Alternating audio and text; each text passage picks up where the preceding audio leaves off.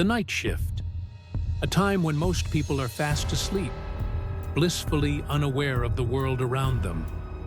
But for some of us, it's when our work begins. I've collected 3 true stories from individuals who've experienced unexplainable, terrifying events while working through the darkest hours. These accounts will make you question the safety of familiar places and the true nature of what lurks in the shadows. Listen closely and remember, sometimes the most horrifying tales are the ones that could happen to anyone. Story 1. The Gas Station Stalker. I've been working the graveyard shift at a small gas station just off the highway in rural Pennsylvania for about 6 months now.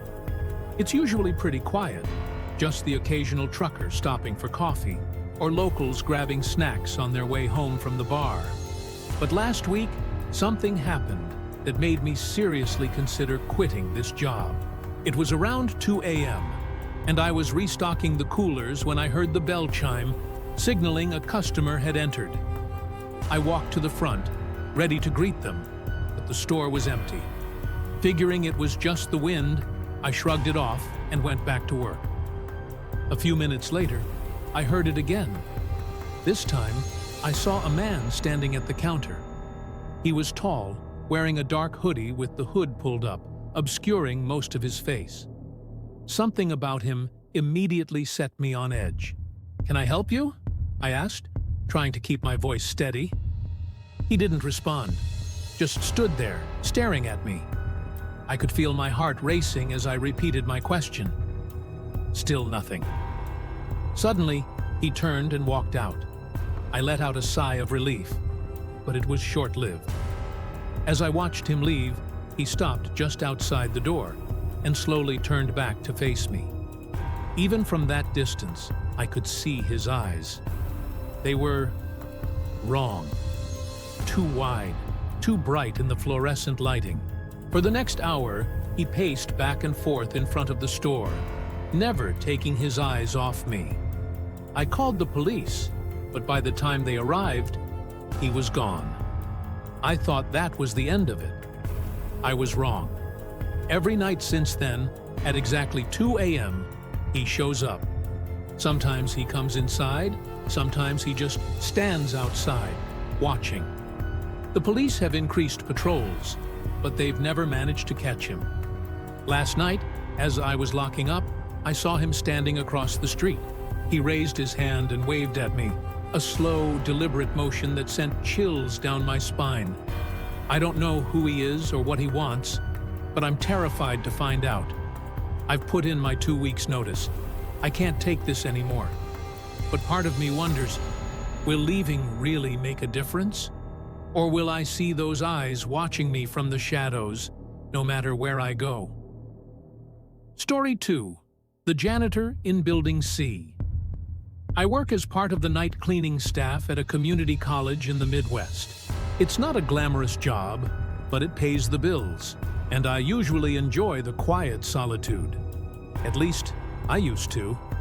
It all started about a month ago. I was assigned to clean Building C, which houses the science labs and lecture halls. It's an old building, full of creaks and groans that echo through the empty corridors. I was used to it, or so I thought. That night, as I was mopping the third-floor hallway, I heard footsteps coming from one of the classrooms. Thinking a professor had stayed late, I knocked on the door. "Cleaning crew!" I called out. No answer. I opened the door, but the room was empty.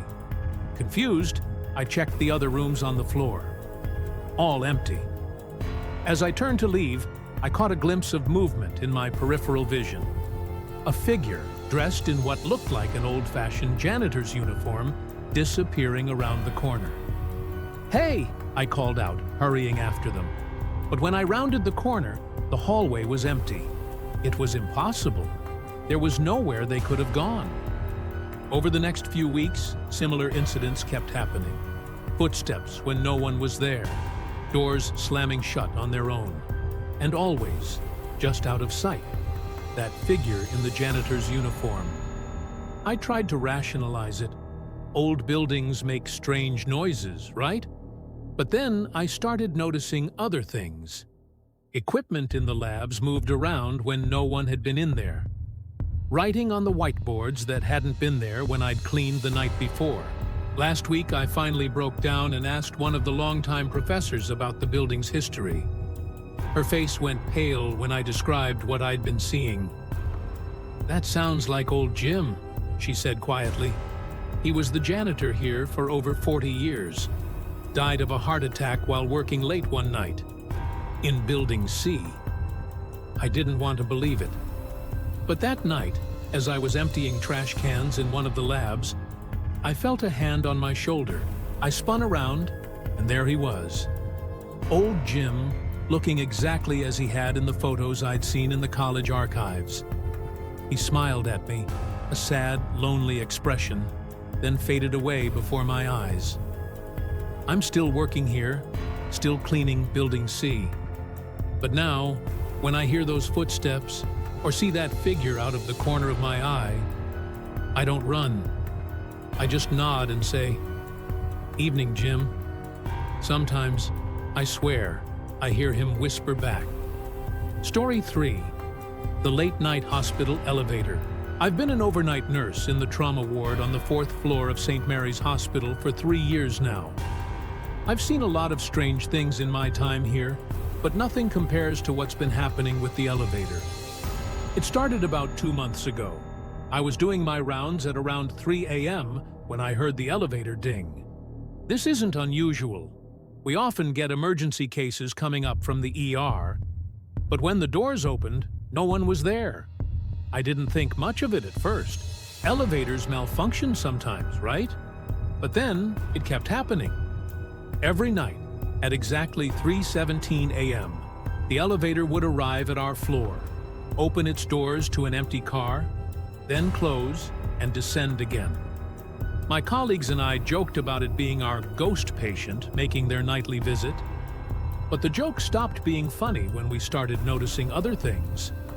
The temperature would drop dramatically whenever the elevator arrived.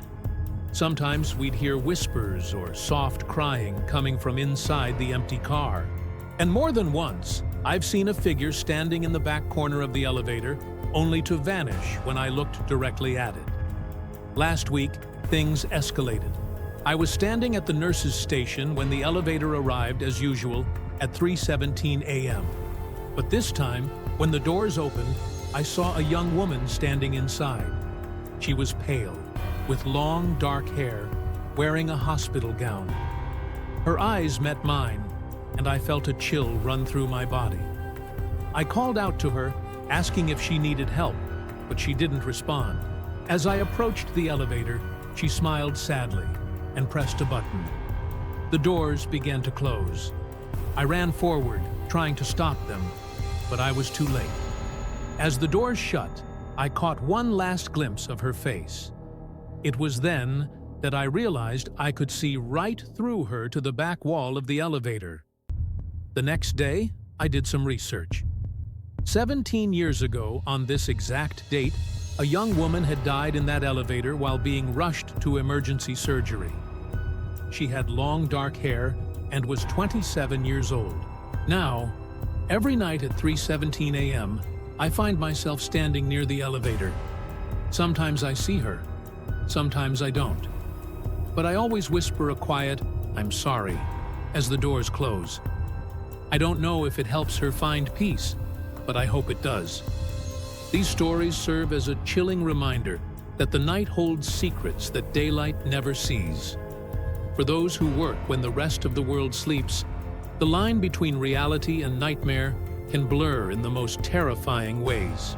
So the next time you find yourself awake in the early hours, remember, you're not alone in the dark.